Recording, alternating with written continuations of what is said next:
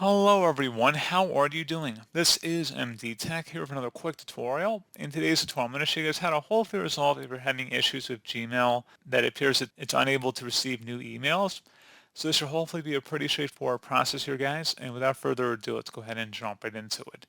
So first thing I recommend doing would be make sure you have internet access. And if for some reason you do not have internet access, it's certainly a very reasonable explanation as to why you're not getting any new emails.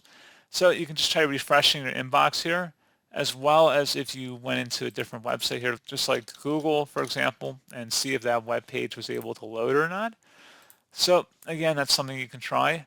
Something else I'd recommend doing as well would be to expand the More section and then look in the spam and the trash folders in here and make sure you're not missing any specific items that you might be missing again. So if they have an email that might have been accidentally marked as spam, or perhaps it was deleted, you should see it in the spam or the trash folder.